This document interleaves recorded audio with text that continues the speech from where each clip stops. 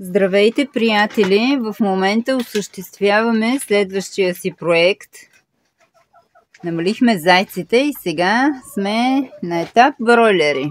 Купихме си днес бройлери. В момента са в кашонче в колата, но тъй като това е местенцето, където ги гледаме по принцип бройлерите, една къщичка, която се затваря, с вратичка и едно външно дворче с мрежа. Но тъй като в момента нощните температури са много ниски, бройлерите са на 12 дни и сме застелили един дебел пласт сено и тук на вратичката през нощта ще стоят затворени. В момента има едно найлонче.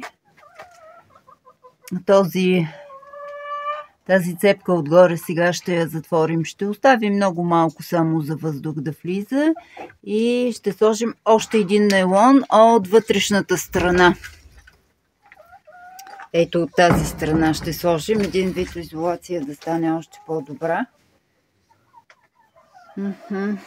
Оставихме една малка дупчица.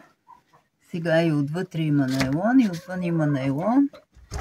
И се надяваме, дават го още 2 дни само такива ниски температури през нощта. Надяваме се да оцелеят хайванчетата.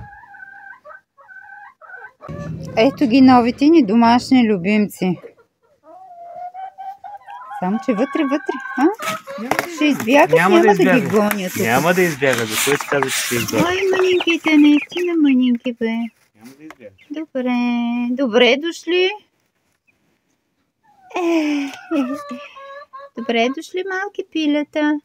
Сега ще ги пусна вътре. Хайде. Чакай.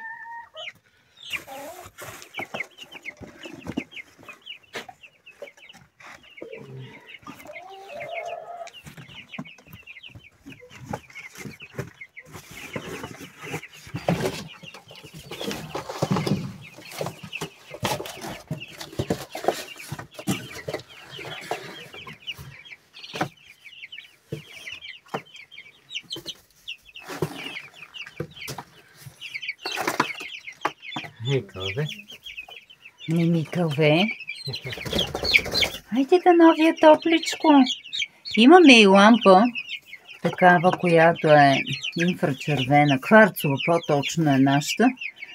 Ама при нас е малко страшничко. Първо, че е ниско помещението и за през нощта не смеем да оставаме включено.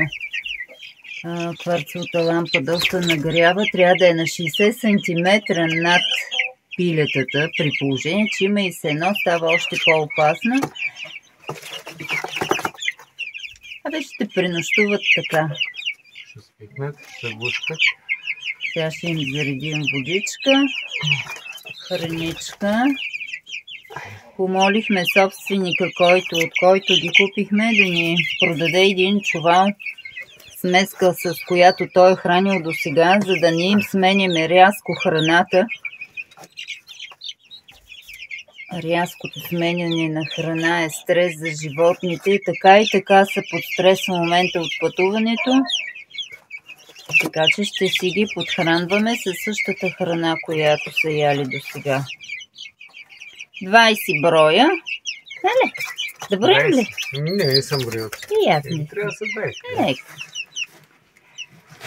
Хайде, добре дошли. Сега ще се наместа.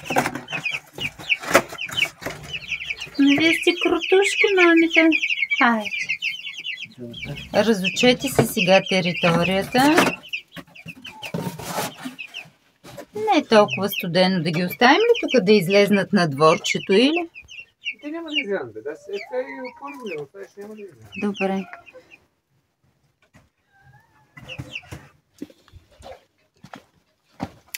Зареждаме сега водичка, храничка.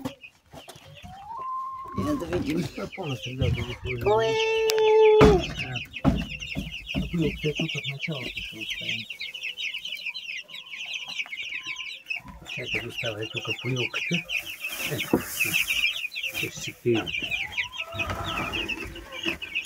Каква хитра поилка!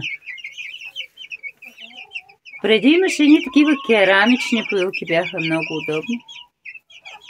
Сега тази се продава и се навива вътре, има резба, пластмасова и се навива шише. Ще видим дали ще свърши работа. Топличко е вътре. Няма да слагам термометър. Бива.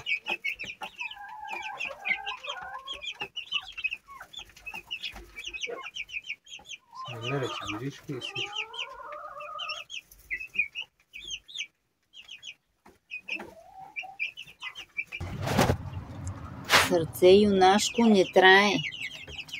Ще дойда да ви видя. Топличко. И водичката са се научили от новата поилка. И храничка са яли. Ето пак ще разтръскам. Чудесни. Затваряме. Няма. Не треперят. Да. Утре сутринта пак ще ви проверя.